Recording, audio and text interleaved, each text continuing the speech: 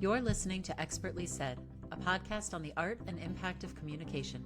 I'm Kristen Sweeney, founder and CEO of Every Little Word. My guest today is Chuck Anderson, Associate Director, Manufacturing, Engineering, and Contracting Communications at AbbVie.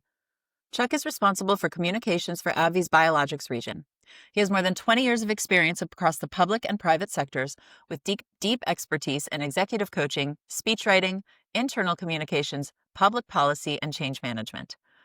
Throughout his career, Chuck has written communications for C-suite executives and elected officials, advised institutions in healthcare, law, and finance, and implemented employee engagement and change management initiatives. He is passionate about helping senior leaders and organizations communicate effectively, transparently, and authentically with stakeholders. Chuck, welcome to the show. Kristen, thank you for having me. This is great. It's great to see you. I'm very excited to have you here and to see you. So let's go way back. Let's hear a little bit about your kind of origin story, if you will. Can you tell us how you got into communications? Sure. It's interesting having listened to a number of the other episodes. It also started in theater for me. Yes. Right? It's a little different, though. It started with Swan Lake, so I think that's a new one. But wow. when I was in kindergarten, we had our class play, and I was chosen to be the narrator. And I think it wasn't because of my dramatic reading ability. I think it honestly was because I could actually read the whole thing for the class. But was up on stage during the performance and really enjoyed it. And again, this is when I was 5. But then you flash forward a bit and did a number of plays in both high school and college, and including sketch comedy as well. So I got a lot of great stage time. Another I think story for me that really stuck was when I was this was my first internship. I referenced this to you previously, but I had the ability to be a production assistant and work in both video and in writing, which was terrific. My boss, who was fantastic, she gave me the opportunity to write a script for a client. And she goes, you know what, you write really well. You've been on all these shoots. Why don't you put together a script and we'll bundle it with the other scripts that are being submitted and we'll share them. So 5 scripts went to the client. Client ended up choosing my script. Which was incredible. And I was an intern at the time and got a chance to go on the shoot and actually help distribute the commercial as well. It played in about 5 different markets across the U.S. Was really rewarding. But I just remember that in a lot of ways kicked off both my interest in writing and video at the same time. So I think it was a combination of the theater early days, but also the writing and video production later that sort of brought it all together for me. It's really interesting because I've been asked in some podcasts where I've been a guest more recently about that connection between theater and kind of the work we do today. And I do think, that communication of sharing ideas is at the heart of it. But also for me, something about certainly, I think, presence to be able to sit across from an executive or a leader or a technical expert and be able to treat them as a colleague or a peer in some way. I think you really have to have that kind of confidence and that ability to come in more on equal footing if you're going to get the most out of conversations with them. So it's been interesting for me to reflect on that as well. So sketch comedy, is that improv? It's both. It's both sketch and improv, Okay. mostly sketch. But again, you had to be on a stage, right? And then you often take audience questions for ideas and just have to roll with it. That improv piece has proven critical too, because all the time I'm terrified of improv, I will say.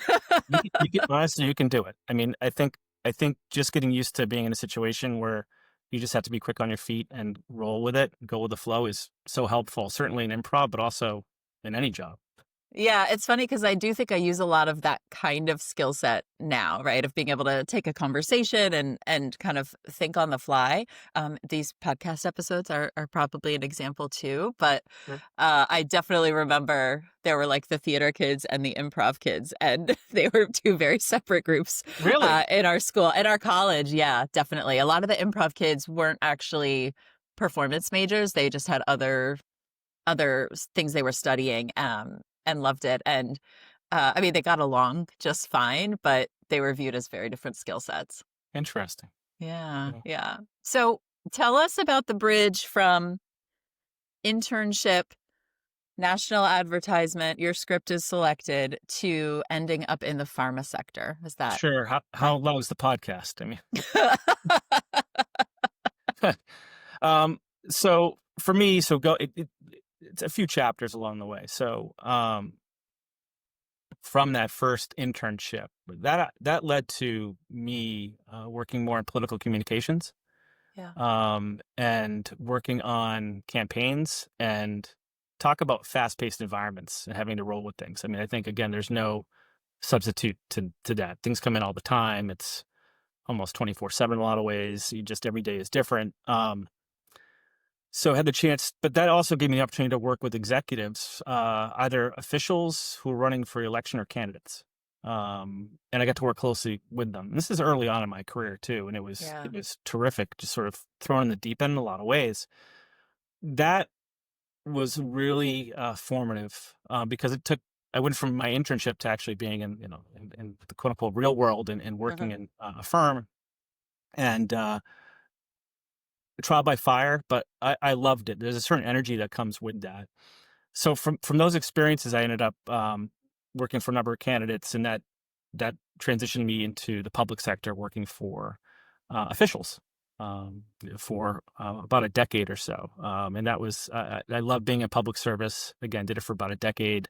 Worked for a number of different officials, worked on their campaigns, and then after doing that for about a decade or so, I had a great opportunity. A few opportunities really, but one of which was to work at Weber Shandwick, which is a great Mhm. agency, as you know. So that opened up my world to working for a number of different clients in different sectors. I mean, corporate and healthcare and others, but that is what sort of opened up my world to the world of healthcare and pharma. And then from there, really from that experience, I spent about 12 years or so working in biotech and pharma very specifically. I found it very rewarding to work in that space. There's something about being able to create and be involved with medicines ultimately that are helping people. I had that opportunity too, working in the healthcare space. Have some worked at Brigham and Women's Hospital for a while as well. So, but I've Nice. always enjoyed that meaningful space. So that's sort of what, in very short, that's what led me to where I am today. Nice. So you're in kind of massive phase 3 of career in terms of sectors already. That's really cool. Yeah, Um, and I should mention too, along the way, I also went to law school. oh, that's right. Oh, that's right. Oh, and that, but that has proven to be invaluable. In addition to having legal clients, just the number of places that I've worked, being able to work closely with legal colleagues. Yeah, tell me more Sort of. about the it's funny. It's not the kind of thing you probably would pursue if you thought you would end up in communications, but it's one of those things that maybe is kind of your superpower or secret sauce. So how have you seen the benefit of having that um, having that degree and that knowledge set? So I think it's a few things. So one is just working with legal teams in general. I'm able to anticipate. I think in a lot of ways the questions that will come up. I've been told that I've had some legal colleagues that have mentioned that I'm one of their favorites in past lives, because usually I come to them, it's either flagged or sort of I have a comment that will sort of explain why we got to where we are. So we making a claim or kind of thinking is there something proprietary mentioned here. I just it gives me a lens to sort of look through things. But Uh-huh. the thing what's also great too is there's a certain structure and format. Um, Whether it's writing a legal brief or how you present a legal argument, that is also terrific. I mean, I've written in so many different formats along the way. Early days, starting in that 30-second commercial space, and then running longer form videos for conventions, to clients, to more thought leadership, eventually, obviously, to executive communications. But it helps you formulate an argument and how to present something like that. So in addition to actually helping the work that I've done with legal colleagues, it actually helps with the presentation of whatever communication you're doing. Ah, nice, nice. There was a time when I thought I might end up in law school. Alas, I got a degree in musical theater instead, but Still time. still time. That's right. Still time. Tell us a little bit more about the role you're in today, because you're on a much more technical side, right? Comms for manufacturing, engineering, and contracting in the biologics region. So, what does communication look like? Who is it Who is it for? Who are you talking to? Give us a little bit of that Sure. scope. So communications in a lot of ways is very similar to communications I've done for other agencies and firms and clients, right? Basically, it's whether it's internal or external, it's how you're communicating, right? So present day, looking to communicate with employees. It could also be externally looking at thought leadership. It's something that I've done sort of throughout my, I guess, 12 or 13 years or so in this space. So it really is, it's all about who's the audience and determining how to best communicate with them, Uh-huh. regardless of sort of the employee subset, right? I think you have your personas and you figure out, okay, well, how best to target them accordingly. Hmm. Okay. Okay. Was there a lot of technical knowledge you felt like you had to pick up for this role? We have some experience in the past in like small manufacturers, and I know it was like entering a whole different world in terms of vocabulary and the way they talked about things. So was there a big learning curve for you there, or did you feel like you already had the right kind of background going in? I think I had the background, but I'm always learning, right? I Yeah. think for me, that's the most important thing, whatever I'm doing, right? So I think having been in the space for a while, definitely helped. But I'm curious by nature, and I want to make sure I'm learning something new, hopefully every day. So I think it's a combination of both. Yeah. The best communicators are curious, I think. Um, Tell us a little bit about, I want to leave this kind of open-ended for you. So this could be pharma specific, it could be Sure. about communications more broadly. I'm curious, maybe like one challenge you see right now, and maybe one potential opportunity. A challenge when it comes to executive communications, Could be or communications, could be a yeah, challenge for the pharma sector more broadly. What a Let you take sure. it where you want to. Yeah. Well, so I think a challenge when it comes to working with executives, and I'll start at sort of a 50,000-foot view, and then we can dig in as much as you want. Yeah, But great. I think you need to be informed enough to be able to ask the questions, right? So, I mean, you want to steep yourself in the business as much as you can, but you really want to, even if you don't need to be a subject matter expert, but you should know who the subject matter experts are in case you need to find out more, right? So I think being a generalist is certainly helpful, but sometimes you need to be a specialist too. So I think that's important. I think also you need to build trust along the way too, right? So that to me is something that, even though I'm coming with X amount of years of experience, you earn that, and that takes some time. So working closely with executives, getting to know them, certainly getting to know them in their professional role, but getting to know them as a person as well, and how they operate, how they think, even going beyond their own voice and tone, which is important too. I think that time together and building that trust is also important. So I think without those two things, you're going to have a challenge. I'll give you an example. This again. This goes back to my agency days, but I often would be, even though I was in corporate practice and worked in the healthcare practice, I'd often be pulled in to help with writing speeches, or other executive remarks. So um, there was one client. So I came in, I was pulled in after the intake call had happened with the CEO of this company.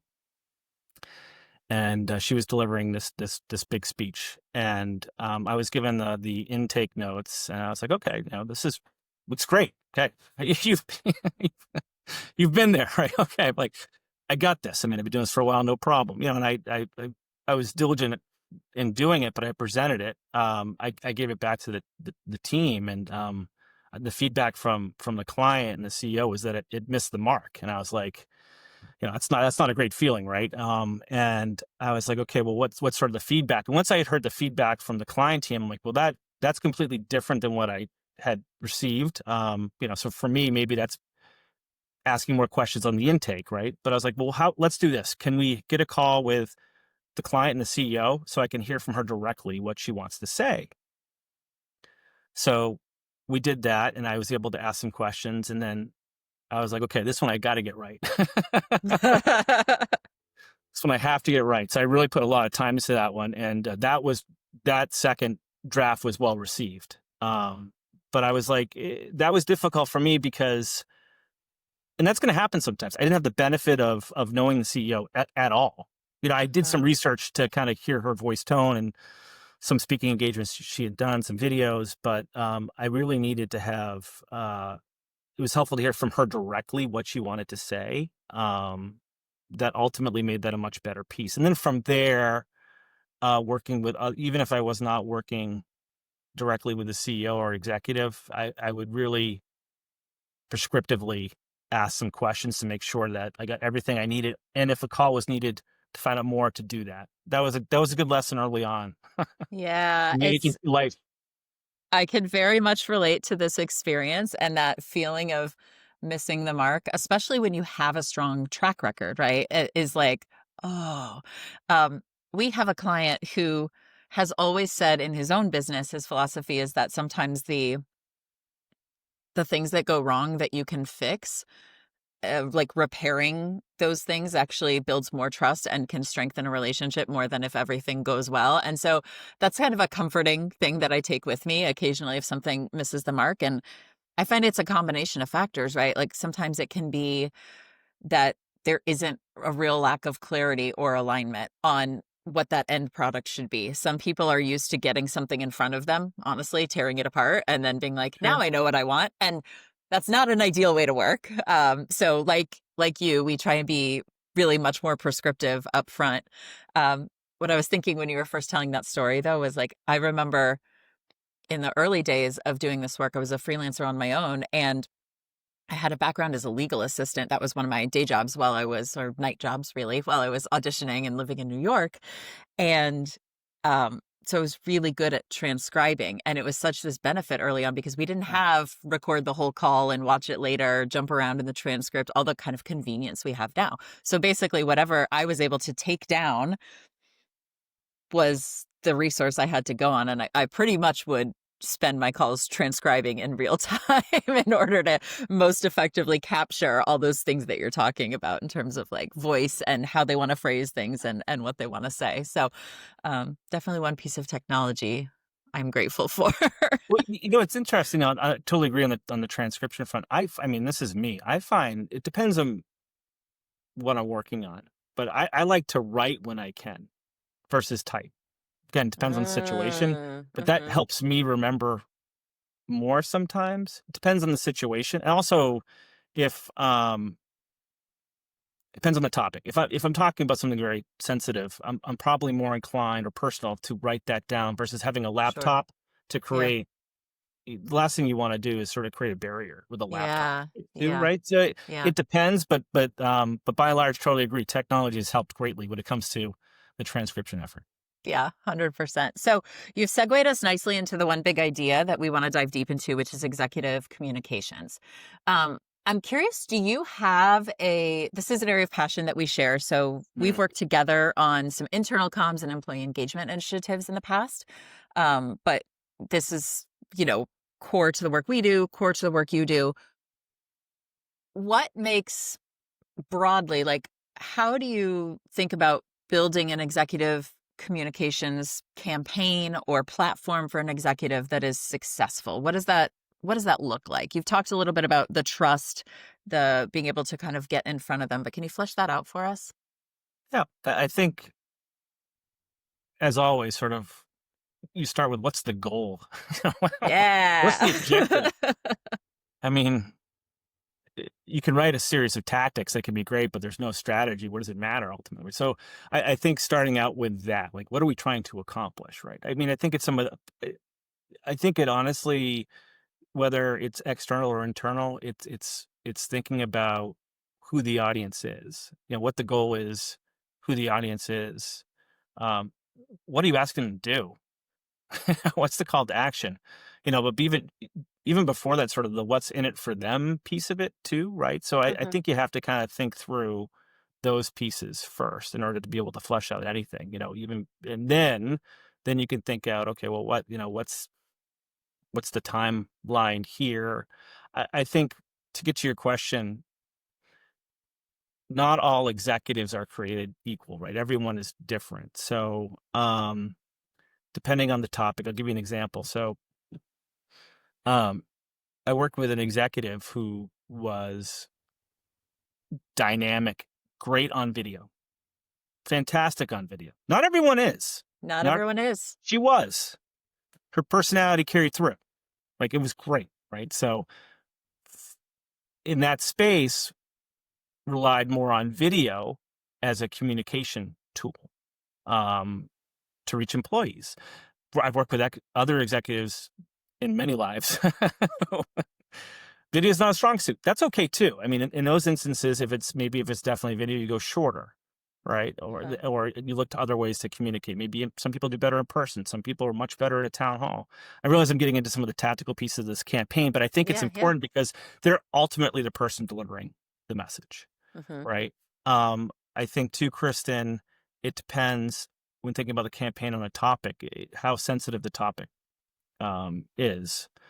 I find that one thing that I'll mention to executives is, this may seem obvious, but really be yourself. This gets to for some people, I know this is sort of the buzzword or cliche, but it's being authentic. Yeah. It really, just be you. We'll lean into things that you're better at, certainly, but like, be you. That's helpful because the easiest thing is to be yourself in a lot of ways, but you're also, I think you're building up what I call sort of equity for rainy days. Yeah. You're building up this goodwill. So when things are bad, they know that they can look to you to tell it like it is. Explain and not sugarcoat it, and explain, here's what's going on. Here's what we know or don't know, being upfront with that, being transparent. Here's what we're going to do. Yeah. So I think there are all these different elements that make for an effective campaign. But again, for me, going in, having that trust is critical, and being informed to ask questions is critical. The other thing I'd mention too, one brief thing too, I think that's important. Be the no. So sometimes people, in tough situations, I find that it can be very easy to kind of go with the flow, or it can be sort of an echo chamber. But if something's not right, that's why you're there. You're the counsel I call it be the no. Like, say no. I mean, you could which is funny because it goes against the whole thing of improv, which is sort of yes and. Completely separate situation, right? But I think be the no. I mean, sometimes you have to do that. I think that's where you build up credibility and trust too. Yeah. Yeah, definitely.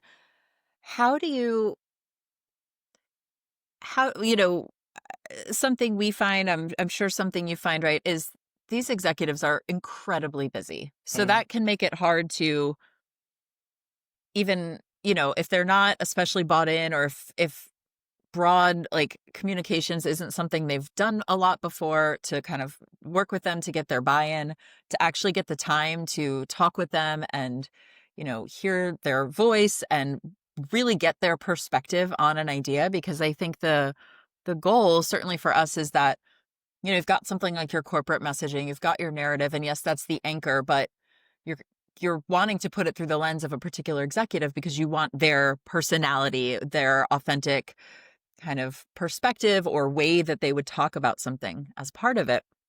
And then you've got the schedule also as a potential issue for kind of how visible they can be. How do you think about reconciling that? How do you advocate sort of for comms to get what you need, those slivers of time when there's, 100 other things kind of fighting for attention on their calendar as well? This is the legal answer. It depends. This is the legal portion for your viewers and listeners. No, I think it does depend in that there's some executives who I know will look at something last minute or not at all until the moment of hitting the stage or recording. So for me, sometimes that's the way of life. Things come up. What I try to do in those, I'll give you an example. So working with an executive who I really believe that executives should try to practice or rehearse, ideally in the place where they're actually going to present. Not always possible. Yeah. Not always possible. So what I'll say is, okay, can you at least rehearse, if you're going to be standing, can you at least rehearse this on your own time, standing up versus sitting down? A Yeah. small tip, but Yeah. right, like you're not going to be delivering this town hall or at this annual meeting in a seat. So Mhm. at least get used to delivering it standing, and even walking across the room a little bit, if you can't be on stage, right? Yeah. So some there are tips like that. I would say also too, I will send pictures of the stage setup.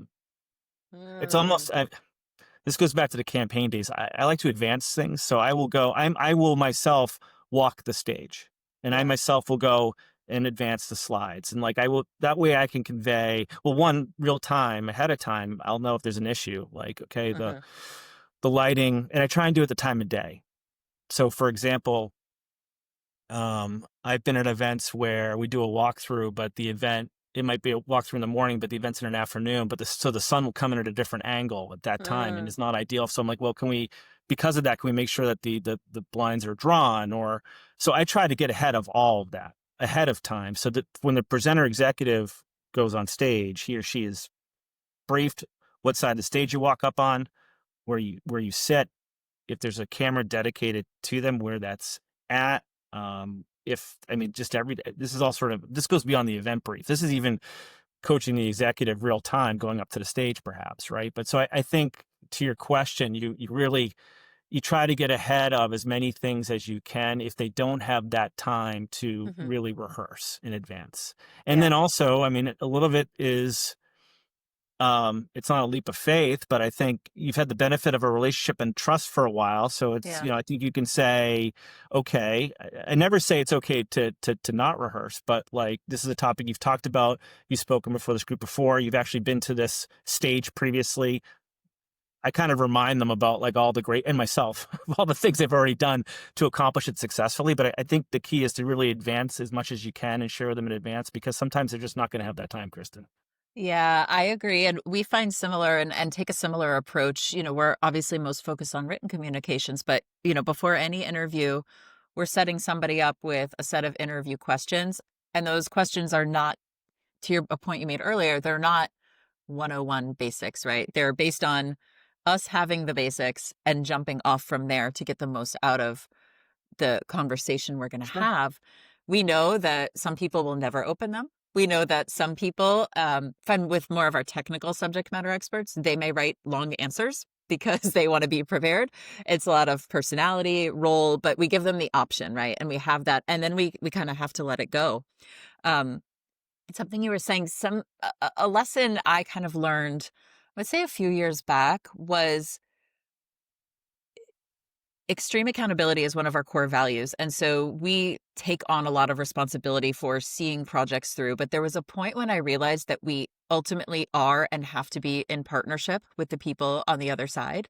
Sure. And not only that, but whether they've put in the time to rehearse or not, you have to trust that that executive, at the end of the day, they don't want to get up there and look bad. So they care, even if they don't necessarily care and prepare in the way that would be most ideal. You gotta, I think, have that trust goes both ways, which is not that you're always just earning trust, but that you're giving it too, and saying like, I know that at the end of the day, you're the one up on the stage, and that's going to trigger something for you to kind of like bring your presence, bring your personality, and move through this as successfully as possible.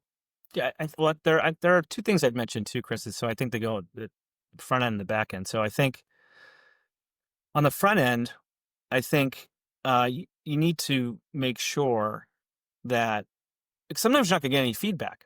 Now, you could say, well, that's because it was perfect, right? Maybe it was, but I think you need to. It's incumbent on you to ask, like, is this working for you? And Uh-huh. sometimes it is. I mean, sometimes it's totally fine, or sometimes it's not. But like, find that out. I mean, that could be everything from like bullet points or printed copies, Yeah. or sending it specifically 24 hours in advance. I don't know what it is, but find that out. Like what works best for the executive. Yeah. Then on the back end, give feedback, right? I think sometimes and I get it. I'm thinking about my town hall experience and having done many town halls, but I think there's a tendency sometimes that once the project is sort of in, to be like, well, sure, but you need to ask for feedback. You need to well, ask for feedback, but also provide some guidance to the executive on like, hey, here's what worked well, here's what didn't, or maybe you frame it as an area of opportunity, depending on how well you know the executive. But seriously, I think you need to say, that was great, that wasn't so great. You mentioned this, but you didn't mention that. That's what's going to build this relationship. One, it goes back to trust, and two, it's just going to make for a better product. Ultimately, folks will, I think, and also I would say too, get employee feedback where you can as well. Yeah. That hit the mark, right? Yeah. I remind myself, I'm an employee. Well, great, but there are other employees and other personas, and what may hit the mark for one may not hit the mark for the other. So I think it's a combination of steps you need to take to really make the executive look as best as possible.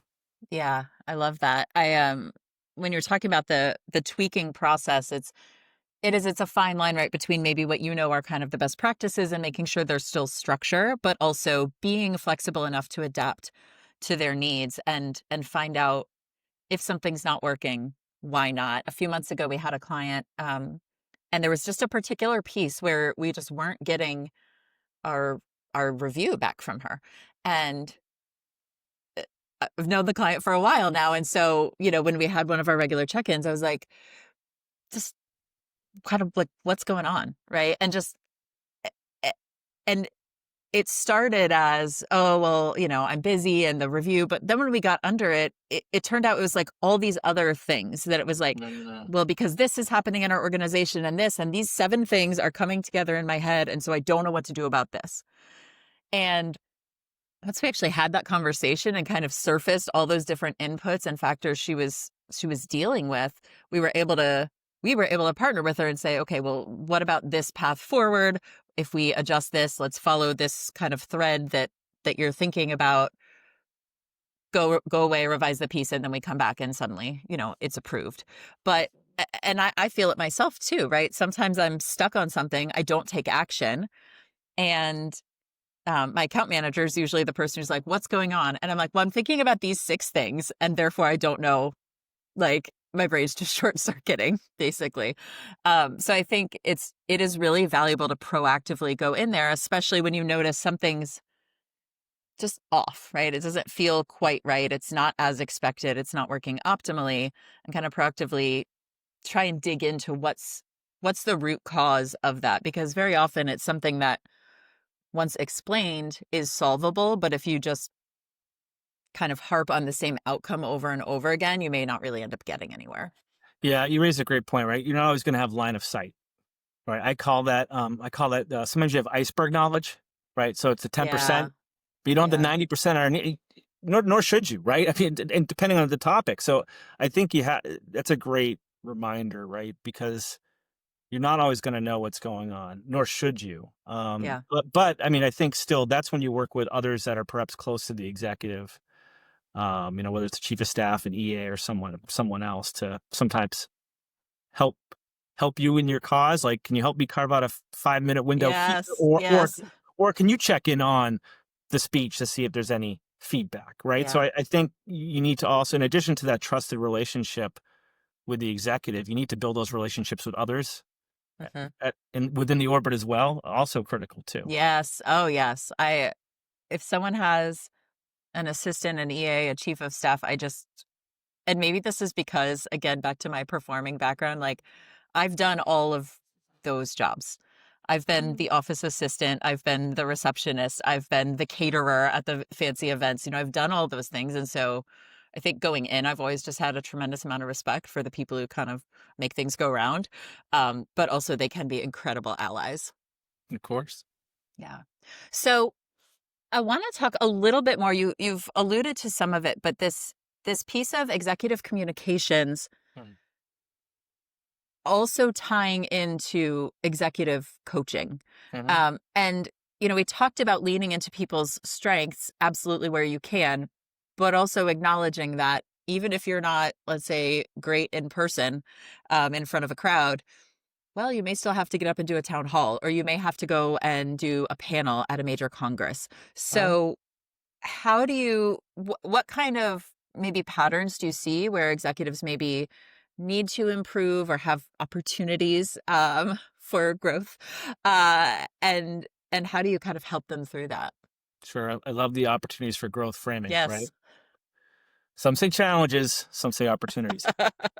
Um, again, it goes back to it depends. Once again, no, but I think to my point before about the executive, I think getting to know their strengths and weaknesses too, and sort of how they come across and present is critical. I think some some executives are more comfortable getting in front of the entire audience, entire employee Yeah. base. Others are not. Some are far better writing than speaking. Some are far better on video than others, right? Some are more nimble on a panel Mhm. externally. Some do better internally, smaller groups. I think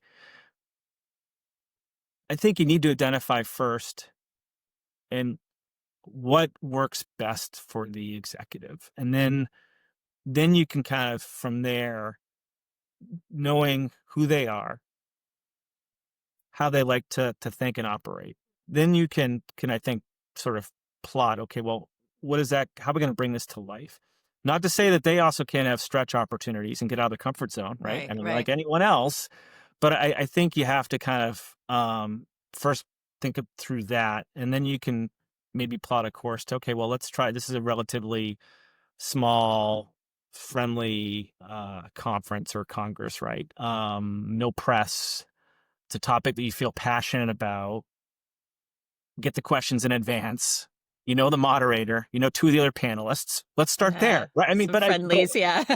but I think it's the friendlies. I think it's starting that way too. I mean, the same could be for external comms as well. Maybe it's a trade, or you get some questions in advance that you can. I mean, I think you kind of you dip your toe in the water a little bit that way, and Mhm. then you have other executives who are very much looking to get out there more in front of um, the panel, certain panels or Yeah. congresses or the Yeah. media. Others maybe looking to have a bigger presence on LinkedIn, or getting more involved socially, or all of these things. I think you need to kind of learn more about the history, um, and what they are interested in doing and what they're passionate about doing, and then leaning in there. The passion piece is so important. I have said for a long time that um I can get excited about just about any topic, no matter how boring it may seem on the outside. And I, bless him, he's a client of mine who sells life insurance, but he feels that he is on a mission. And when he talks about it, he's extremely engaging. And so I'm like, yeah, Um, but I think that I've seen it unlock people who, once you kind of find the right path, the right topic, just even in an interview setting where we're gathering information, um an interview that's like going so once you kind of Yeah. hit upon the right topic, they open up, and you're like, there's the real you. We just had to kind of navigate around to kind of find Yeah. it. But um they light up, right? And I think it's yeah. it's palpable, and I think this gets to um, what I talked about previously, right? Which is the authentic piece. Like, what Yeah. what do you? I mean, there's no point getting up there and starting with a subject that you really don't know much about or don't care about. Like in general, but Yeah. like let's really find those topics that you're interested and passionate about, because people will feel that and see that. That comes through video too, right? Even I mean, Yep. in person certainly, but you can still, I call it the vibes. Mm-hmm. Like Mm-hmm. you got to feel the vibes, right? So I think identifying those things that really, sing for Yeah. that person is really important. Awesome. Last question before we transition to our final segment here. Sure. You mentioned, talked a bit about kind of external communications for executives. How are you seeing that play a role in today's media landscape? There's so much shifting, of course, AI, AI, AI, right? Um, what do you think is the relevance right now of those external facing executive communications? I think it's still relevant, maybe even more so. I mean, for me, I mean, yes, we live in dynamic times, and there's a dynamic landscape. It's ever evolving, right? Sure, but because of that, I think we need to be more consistent with how we present and present ourselves externally. So, I mean, I don't really see much of a difference. I think you have to be. I mean, I would say this, Kristen. I think you need to, as you would in general, kind of pick and choose what is most important, what makes the most sense, what's the most appropriate, and then follow that suit. But I don't, I think because of the heightened environment, I think it's perhaps even more important to do that diligence. But I don't really see it any different, quite Yeah. honestly, than from where Yeah. we've been. I mean, you need to continue to communicate, probably even more so than usual. But again, I think you need to figure out what makes the most sense for you, what makes sense for the company, and then picking and choosing where it makes sense to play. Yeah, I agree. I think to me, what we're seeing is this broad movement where obviously brand is still extremely important, right? But like that people are more easily able to earn trust maybe than brands. And so Yeah, I agree that there's even maybe more relevance right now for that kind of communication than ever. Awesome. sure. No, but you raised a great point though, because there's sort of there's brand voice and tone, Hmm. and there's executive voice and tone, right? Yeah. And thinking about both of those things in this Yeah. changing world are important. And they should be kind of Venn diagram, right? They should overlap, certainly, but also be somewhat distinct. Yeah, right. Well, that's what you're looking for. Yeah. Absolutely. Yeah, right. All right. Let's head into the last word. So this is our lightning round segment. Every guest gets the same 5 questions. Are you ready? Let's do it. All right. Question number 1. Chuck, what is your favorite word to say out loud? I like go. Oh. Well, that's just go. I think it's concise, action oriented. I think there's let's go. There's a more colorful variant for go. But it's clear. It's sort of like kind of just do it. Like just go. Like Yeah. put pen to paper, go. You finish a project, go. Like just go. I love that. What's a word you know from reading, but you're not quite sure how to pronounce it? So this is an embarrassing story, but I think a good one for listeners and viewers alike. And it leads to a good tip that I'll mention at the end. So I read a lot of mythology as a kid, a lot of Roman mythology, Greek mythology, and for many years, I don't know when eventually this came to light, but I was an adult certainly. Talking about Greek mythology and talking about different characters, and I mentioned talking about Hades and the underworld, and I was like, yeah, and the queen of the underworld, Persephone,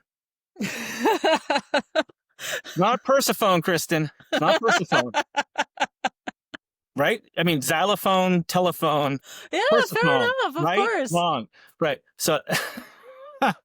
I mean, I was an adult. I don't even know if I was in high school or college, but I was like, I cannot believe that I thought that was Persephone for the longest time. It was very embarrassing.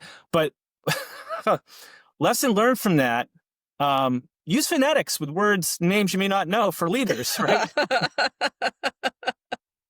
Because Persephone's not good. But honestly, I do often wonder though, because I do and that's the other thing too. When reading a script for an executive or a leader, like actually say it out loud. Just don't read it, because you'll find words that you could trip over. Never mind names, right? But if there are names, like phonetically write it out and check with the source to make sure it's correct, because you don't want a Persephone. You don't want a Persephone. You don't want a Honestly, Persephone. I'm pretty impressed that you only got one name in Greek and Roman mythology wrong, because I could see that. There are probably quite a few, if I think about it, that I'm not sure quite there were sure how more, to but that was pronounce by them. far the most embarrassing That one. was the big one. Yeah. Nice. Question 3. What's one phrase or saying you wish could be retired for good? Synergy. Synergies, Synergistic. I think there are better ways to talk so about. synergy, collaborating. Actually reminds me of Gem and the Holograms, because I think that Synergy wasn't that like their mainframe? Kristen, that's truly outrageous.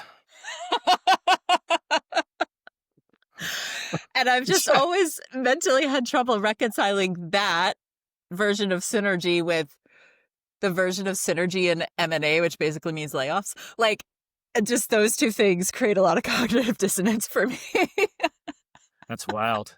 That's right up there. That's like up there with, was it Gem and the Holograms and Thundercats? And there's definitely a certain block of shows during that time period. It's funny. People who know. If you know, you know. That's funny. Question 4. What's a communication hill you're willing to die on? Anyone can present and present well. Love that.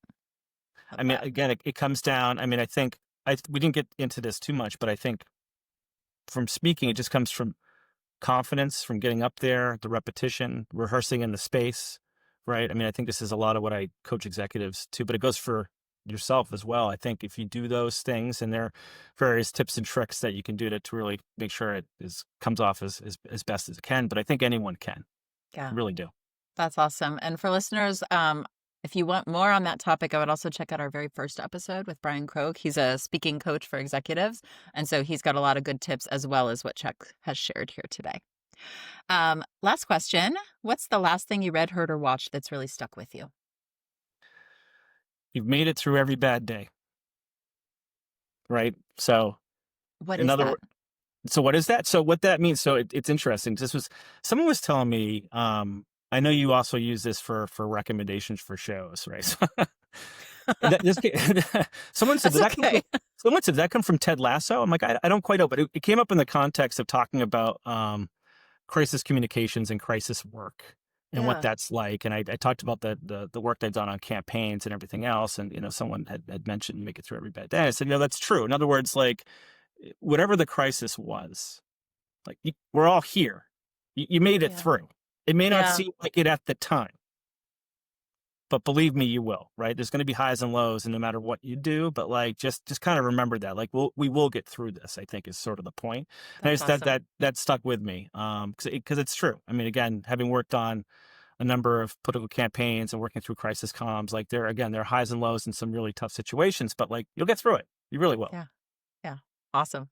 Yeah. Chuck, thank you so much for joining us today. If our listeners want to learn more about you, where can they find you? They can find me right on LinkedIn. Awesome. All right. Well, thank you for being here. Loved our conversation. Talk soon. This is great. Thanks, Kristen. That's it for this episode of Expertly Said. We're produced by Every Little Word, a boutique content and communications agency. If you liked what you heard, you know what to do. Subscribe, share the episode with a colleague, or leave us a review. If you want to connect with me directly, please do. You can find me on LinkedIn. Just search Kristen Sweeney. Thanks for listening. Talk soon.